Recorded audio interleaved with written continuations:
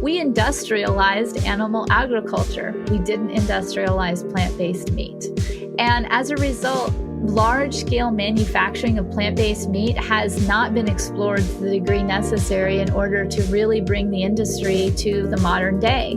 Roughly speaking, it would cost you to buy a good quality chicken nugget, usually about $3.20 a pound. Right now, most plant-based meat is about twice that. What we need to do is get down to that $3.20. What we have been doing at Rebellyous is we went back to first principles and we said, if we had to make this type of plant-based meat, we call it mix-informed plant-based meat, is we designed brand new production equipment from the ground up.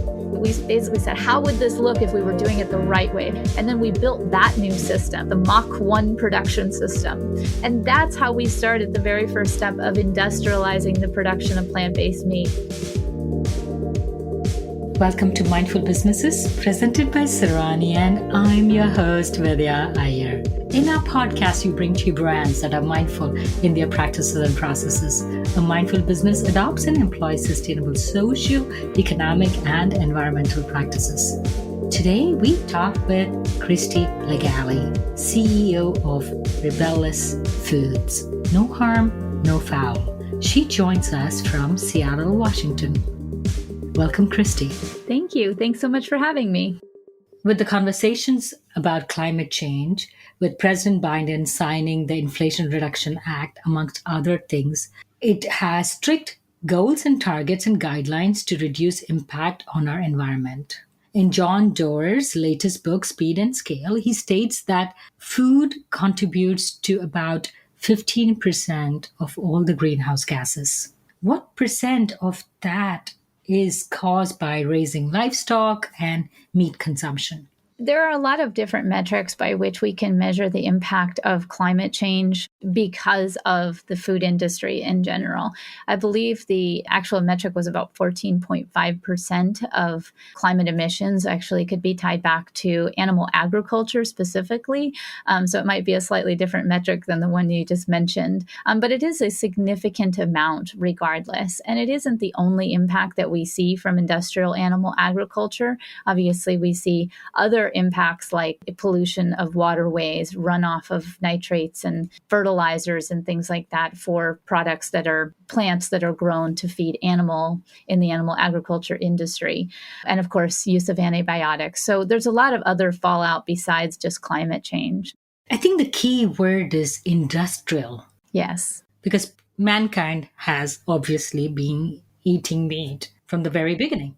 What do you define as industrial? The history of what we consider now colloquially called factory farming of animals is actually a relatively recent phenomena, even recent within, modern era history. So we actually didn't start industrializing the production of animals until actually around or after World War II. So it was actually closer to about 1940s to the 1960s that we really started to see the intensification of industrial animal agriculture.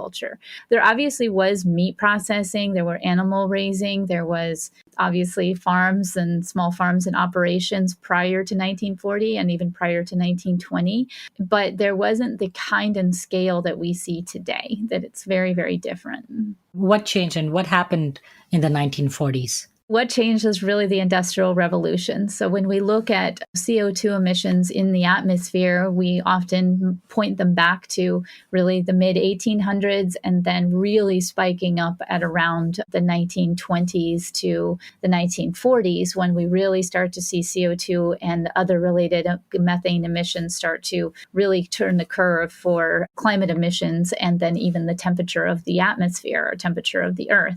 That was around, so it was industrialization overall that was applied to animal meat production that really changed. So it was alongside everything else. But industrialization of food is not so bad. We have far fewer hungry people in the world than we had in the 1920s. There were rations, people had long lines. maybe it's worth it. There was a lot of very specific reasons for why people felt that industrializing animal agriculture was important. And you're absolutely right. First of all, bringing a chicken to every pot was a mantra that was shouted out by the government and president at the time, who basically said, we really need to feed everybody. Everybody should have access to high quality food, and specifically high quality meat. And so we applied industrialization to the raising and slaughtering and processing of animals because we were trying to feed more people with high quality food. That was absolutely necessary. It was also only one way we could have gone about doing it. There were other ways that we could have gone about doing it. It didn't have to be the industrialization of animal agriculture. We could have industrialized pulse farming. We could have industrialized green beans and lentils. We could have industrialized other types of foods that, took meat off the center of the plate, at least in the United States, where it is very much the center of the plate, and focused on a non-center of the plate use of meat in our scaling of the food production system in the United States. But of course, there are other countries in the world where meat is also the center of the plate, South America as well, but there are also places in the world where meat is not the center of the plate. There's a lot of different other models that could have been scaled, but didn't. I'm sure there are some really interesting anthropological reasons for that. Overall, this is what we did. And it's interesting because meat alternatives, or the, plant protein alternatives to meat, which were actually pretty interesting at the time, prior to 1940, just didn't get scaled like industrial animal agriculture did. I am a generational vegetarian. I was surprised that only 5% of adult Americans call themselves vegetarians. I didn't know I belonged to this sliver, this little group which doesn't eat meat. Yeah, exactly. I mean, it's interesting to note for a country like India, where there's a very large population and roughly 1/3 or potentially more, I haven't looked in a few years, but 1/3 or more claim to be or are vegetarian. They call themselves vegetarian. That is actually more people than all the people in the United States. That means there are more vegetarians in India than there are people in the United States. But you're absolutely right. In the United States, really roughly 5% or less of people call themselves or identify as vegetarian. And as a result, it could be a reflection of the focus on the center of the plate, American cuisine. It could have been a reflection of just the values of the government and the values of decision makers be influencing a lot of other people about why we scaled animal meat. And as a result, it made it very inexpensive. And so it made it the center of the plate, as well as made it accessible to pretty much every economic class. Could it have been the weather? Could it have been the weather? I don't know. We didn't have that many industrial greenhouses in those days.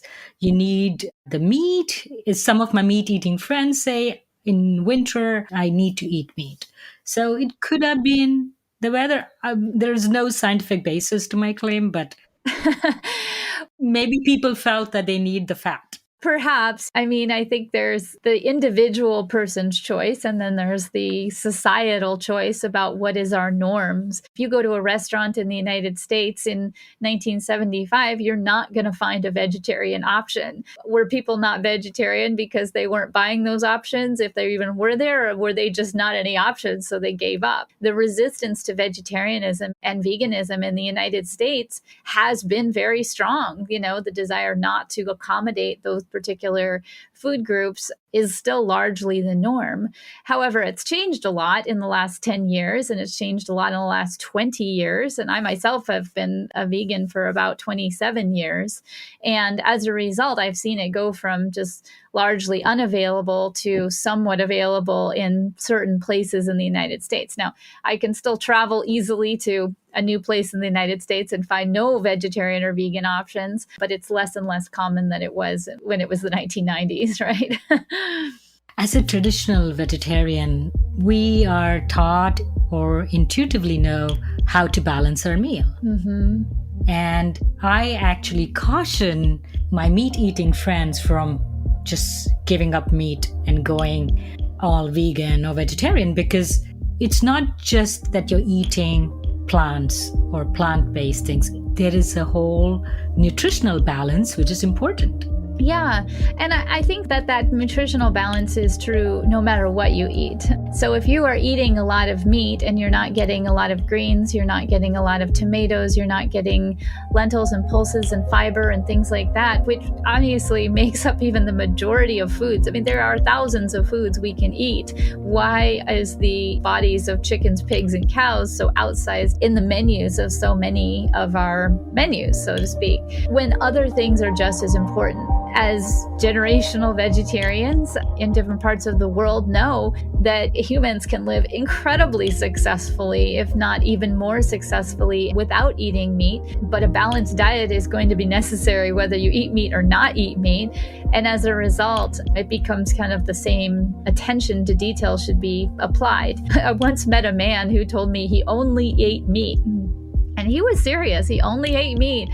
He did not look well, that's for sure. So interesting about his decision to do that is he really kind of thought, well, I'm getting enough protein, but what about B12? What about, is he getting enough greens? Is he getting enough fiber? Is he getting enough calcium? Is he getting enough vitamin C? I mean, there's so many other things that we do need to consider when we consider a balanced diet. When you talked about menus, it made me smile because for vegetarians, when they look at the menu, they can decide in 2 minutes because there's usually one, so 2 items Yes. on the entree, or maybe just 2 items in the whole 4 courses of a menu. So they come show you the menu, you look at it and say, yes, I'm having this one item that you have on the menu.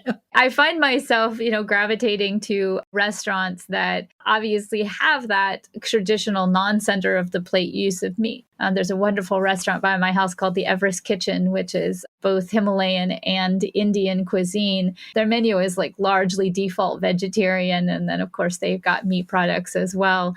They can make almost anything vegan, and it's really great. Same thing as my Thai friends who have really fantastic vegetarian options. Hindu Chinese, Mandarin Chinese also have, or Buddhist Chinese is actually what I meant to say. Also, those types of restaurants, can be very default veg. I do tend to gravitate towards those wonderful, absolutely flavorful meals because they would already be well balanced for, both nutrition and taste and flavor and palatability. So why did you become a vegan? What happened? I became a vegan because I cared about animals and I didn't want to eat animals anymore. I first became a vegetarian when I was a teenager and really wanted to avoid meat even before that. I remember being quite young and maybe 12 or 14 years old and looking at my dog and had somebody explain to me that in other parts of the world, they eat dogs and they farm them for meat. And it just broke my heart, of course, as a lot of people have deep and meaningful and relationships with animals and they're a part of their lives, they're a part of their family. Even people who farm animals, have sometimes deep relationships with them. That is something I really wanted to honor about myself. Decided that I didn't want to eat animals if this is the sentient beings that they present to be. Over time, I also decided I didn't want to eat dairy as well because of my desire to just avoid the industrialized dairy industry in the United States and what that does to cows and baby cows. And eggs as well, that industrialization of eggs in the chicken industry as we put them in tiny cages and we don't treat them very well. And I really didn't want to be a part of that. So what I found was that, especially once I went vegan, I actually didn't weigh very much. I'm 5'8". I think I weighed like maybe 90 pounds when I was 19 years old. So I was very thin, maybe 100 pounds at most. And a lot of it's because I really didn't enjoy food that much. When I went vegan, I will never forget, I felt so much better because it turns out I was very allergic to both dairy and eggs. I have a pretty serious allergy to both, but a lot of people do. A lot of people have serious allergies to foods without understanding that it was an option to not eat those in my earlier years. I didn't know to cut them out of my life. And turns out that I was a pretty well person. I just didn't sit well for those. I remember going vegan on a Monday, and by Friday, pretty much every congestion and lung problems I had was completely gone. It never came back in 27 years. I did accidentally eat eggs at one point a few years ago, and that was bad news. So it seems to be kind of a fad now to have plant-based meat. We have Beyond Meat, we have Impossible Burgers, and now Rebellyous Foods. How is Rebellyous Foods different? I do like to answer the question of like, why even have plant-based meat? It's kind of a funny concept. But since I actually did some interesting research on plant-based meat and the history of plant-based meat, and it turns out that humans have been replacing meat with what's called meat analogs or meat replacements. So something that is kind of made up to look like meat or made up to be. Tofu, for instance. Tofu is a good example, although I think tofu somewhat stands on its own. But there are even more extreme examples where people have taken tofu, injected a lot of flavors in it, and then tried to carve it into the shape of a chicken.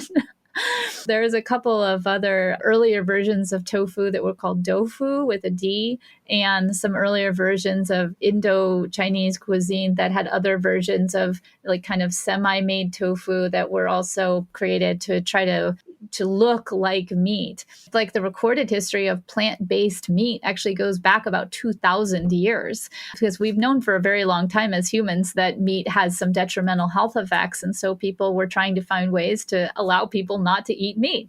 There are some really interesting ways that we've done that. And probably the most popular and the easiest and the most straightforward way was just to replace it with something that looked and tasted like it, but wasn't actually meat. That is why we have meat analogs even to this day, is because they serve a role in people's lives. There's a convenience to having a hamburger. There's a convenience to chicken nuggets. And that convenience is valuable to consumers. But if we can replace that with a less harmful version of those same products, then you don't have to change the entire system. You can literally just pull one smaller lever and change it and allow them to kind of continue with the convenience factor, the flavor factor, the ease of feeding your kids factor without the detrimental impacts of eating meat. So does your product taste like meat? Exactly. So at Rebellyous Foods, we make plant-based chicken nuggets, tenders, and patties. And so they taste like processed chicken products. So they taste like chicken nuggets and chicken tenders and chicken patties. We make chicken sandwiches out of them and things like that. We are a little different than other plant-based meat companies, is that we're really, really focused on democratizing plant-based meat for everyone. So to being able to produce plant-based meat at price parity with animal-based meat is our main goal at Rebellyous Foods. And one of the reasons that plant-based meat is too expensive today, it's usually 2 to 3 times the cost, sometimes even more than that, versus the product it's replacing. The reason it is so expensive is because it costs too much to make it. And the reason for that ends up going back to that history we talked about earlier. We industrialized animal agriculture. We didn't industrialize plant-based meat.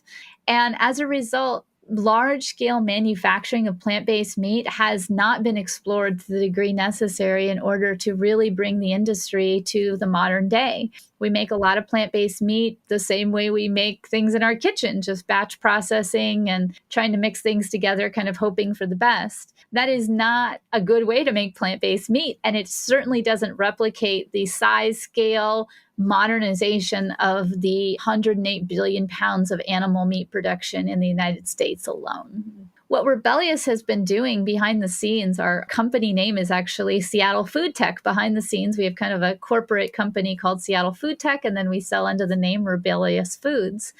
Seattle Food Tech, I started in late 2017, early 2018, with this idea that I could actually bring a lot more and higher quality and better plant-based meat products if I could industrialize the production. And this goes back to your point. Industrialization, may have caused some concerns, particularly around animal welfare, but industrialization itself actually does bring benefits to the consumer, and it brings safety benefits. It makes food safer. It makes food more available. It makes food less expensive. It makes foods more consistent. What we have been doing at Rebellyous is we went back to first principles, and we said, if we had to make this type of plant-based meat, we call it mix-and-form plant-based meat, which is a different type than high moisture extrusion that people probably hear a lot about, but represents a very small, tiny print of the market. Mix-and-form production of plant-based meat is capable of making is basically the entire industry. And what we did is we designed brand new production equipment from the ground up. And we said, okay, we basically said, how would this look if we were doing it the right way? If it was processing all the proteins the right way, processing the fats the right way, bringing it all together so it was just right and high quality. And then we built that new system. We called it the Mach 1 production system. And that's how we started the very first step of industrializing the production of plant-based meat. So several years on, we're still working on that. And in about 10 months, we hope to deploy our first commercial system that will bring down the cost of our plant-based meat products at Rebellyous by 60%.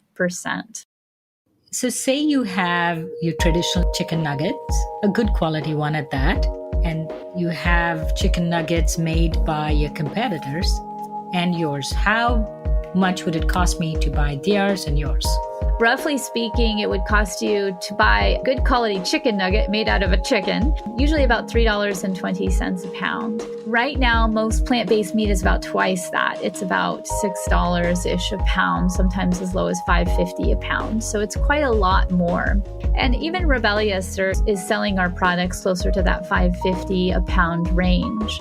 What we need to do is get down to that $3.20 a pound range and be able to hit that price point that animal-based chicken products are already at. And that's where we're headed with our new Mach 1 and then our future, what we call Mach 2 production system, is that it is deployed in order to produce those products at a much lower cost, much more high quality effort as well, and be able to bring those products to consumers at a price that is comparable to their chicken counterparts. So Seattle Food Tech has developed this technology to industrialize plant-based food production. Will they be selling the technology to other people or only to Rebellyous? Right now, we're using it for Rebellyous, where we feel the most impact that we can make with our technology is to get it in place, use it to make plant-based meat products at high quality and low cost, and get it to consumers. Because at the end of the day, the most impactful thing we can do is be the change we want to see in the world, right? We want to take the hard steps that are hard, that any other manufacturer would be hard to take. So it's really hard to not only develop new food production equipment, but then to deploy new food production equipment. And so if we were to expect others to do that, they might do it. I'm sure we will have the opportunity in the future, maybe a few years out, maybe even just a couple years out, to be able to deploy our equipment for the use of others under licensing agreements or sales or other opportunities. But right now, the best thing that we can do for the planet, for the animals, and our health is for Rebellyous to use our technology and get the best and most high quality plant-based meat at the lowest price out to consumers with our equipment.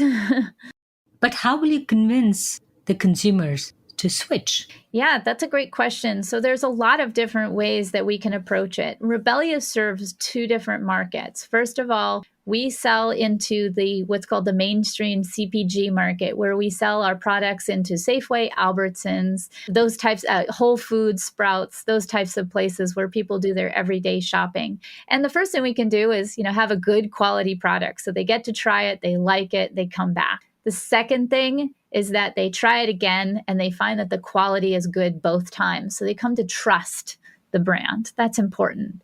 And then finally, we bring down the price. And that's what keeps consumers coming back. That's what allows them to make that permanent behavior change from not only did I like it, I liked it again, and now I trust it, but now it fits within my budget. And then all of the needs are met for the consumer. And that's what Rebellyous is going to be more capable of doing than anyone else in the industry right now, is being able to hit that price point and that high quality consistency, because consistency is just as important to the consumer as price is. Because people love to eat the same thing that they had last time because they loved it last time. So how will you convince a person who has eaten meat as the center of their plate? How will you convince that person to put now on their plate a plant-based meat? There's a lot of different ways to do that. We don't do it alone, first of all. Plant-based meat education comes from a lot of different directions. There are NGOs that do it, nonprofits that do it, but also we do this through another channel that we also serve. We also serve in the United States the National School Lunch Program. The National School Lunch Program is the program by which we funnel commodity goods such as chicken to be processed for use in public schools. So Rebellyous, roughly half of all sales at Rebellyous are to the National School Lunch Program. So rather than trying to convince every single person, you actually just convince the food service director to have the kids try these. And if the kids like them, and they'll tell you if they don't, the kids like them, then you've gotten people to try it. Now they may be 6 years old or, 15 years old. It is really important that they get to try plant-based meat, in those early days when they still have the option. They can even choose other products if they want. That's an outreach opportunity for us.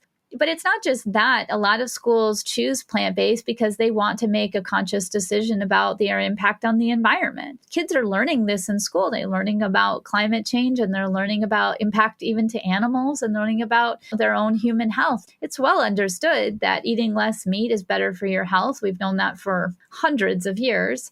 On top of that, a lot of kids care about the welfare of animals, and understanding the industrialization of animal agriculture means that you're going to have to understand that it's really hurtful and cruel to animals. Once kids get a chance to make that decision, when it's available to them, they often make the decision for themselves to choose plant-based. Rebellyous received funding up to $18 million. About $20 million, yeah. As women trying to break in this industry, which is fairly male-dominated, what were the challenges? How many times did you have to pitch? Oh, goodness. I usually have to pitch about 300 to 400 times per round. It can really get up there. If it's a shorter round, it might be close to 150 times. That means 150 one-hour meetings. It means 100, 300. Yeah, it's a lot. I do hear from my male colleagues that's way more than they usually have to do in order for success to happen. So did you say the male colleagues have to do more rounds? No, I'm sorry. They have to do less attempts at trying to reach investors, I would say, based on what I've asked them. I mean, like, how many investors did you talk to? Well, they'll say, well, I probably talked to 50 investors to get a $5 million round. I've done $5 million rounds, and I easily had to talk to 150. I do find there's a difference. There's almost always a difference. Women are faced with a lot of barriers that are still somewhat invisible, and somewhat are very visible.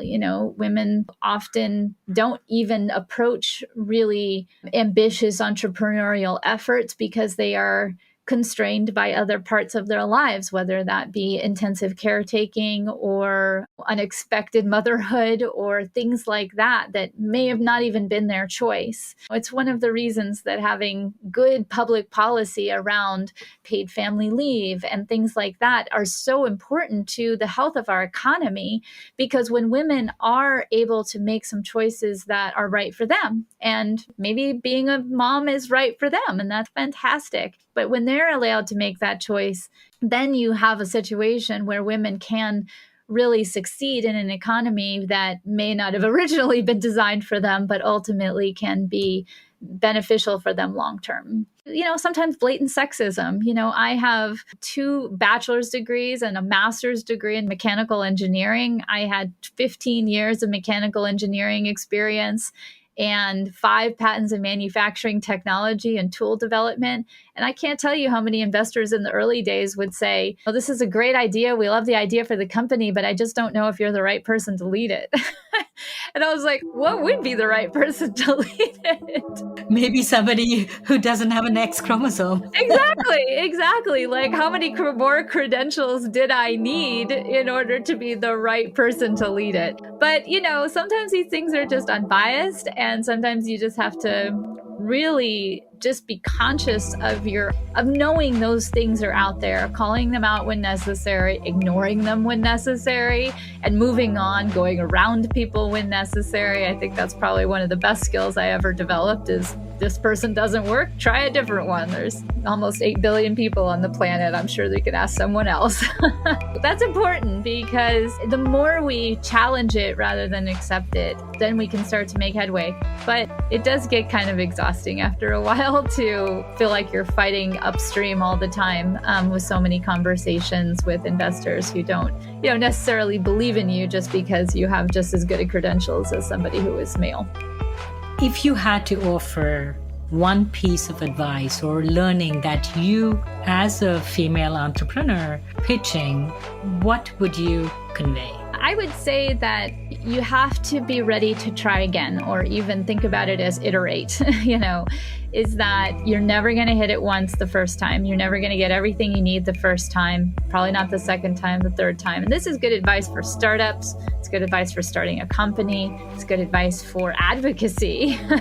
Life is not about one-shot wins. It is about iterating and trying again the second time, the third time. Like I said, 150 investors per round means that every time I talk to the next investor, I got better and better at it. And hopefully I won't have to talk to as many investors in the future as I did in the past. I talk to a lot of female entrepreneurs who are kind of waiting for that shot, that one shot. I've never seen it. I don't know what it looks like. Everything I've ever had to do to start Seattle Food Tech and Rebellyous Food has always been an iteration. Maybe we got a little what we needed the first time, and maybe an investor put in $5,000 the first time, but the next investor, we got better at it and they put in $20,000. There's a lot of interesting kind of like flashy stories about like the founder of WeWork or other places where they just wrote him a check for $5 million. Well, that happens. It's happening again now with Adam Newman starting a recent business again, but it doesn't really reflect the research on long-term change in the world. So one of the best understandings that I have, or one of the best readings I've ever read, is Jim Collins' Good to Great and Great by Choice, if you've read any of those. And it really shows that over history, even recent modern history, over the last 100 years, the ability for companies to make true impact in the world comes from iteration. Trying and trying again, throwing, as Jim Collins, throwing bullets instead of cannonballs, to win the war, and really trying to refine your process again. Big shot wins don't change things long term. Even big things like iPhones changing did not start as iPhones. Remember the iPod, and remember the Apple, and remember there were a lot of iteration before that. So I feel like women will get discouraged sometimes because not only are they having to face up against that iteration, but they're feeling a lot more resistance at every step of the way. But, I think it's good to trust the process and trust an understanding of what's happened in the past. And also remember, there are 8 billion people in the world. Somebody will definitely fund you. Somebody is going out there to fund you. Yeah, only 150 at a time. You got a lot more people to talk to. On that uplifting note, thank you so much, Christie, for coming on Mindful Businesses. Thank you so much for having me. It was a lot of fun to talk to you. You're listening to Mindful Businesses, hosted and produced by Vidya Iyer. We would love to hear from you. Send a voice note or an email with your questions or comments to info@mindfulbusinessespodcast.com. Subscribe, rate, and review us on Apple Podcast. If you learned a thing or two from this episode, share it with one friend. We recorded this podcast in Buffalo, New York. Theme music was composed by Tatum Gale. Our marketing assistant is Roseanne Kurian. Our advisors are Jim Stone and Anupama Pasricha. This is Vidya Iyer with Mindful Businesses.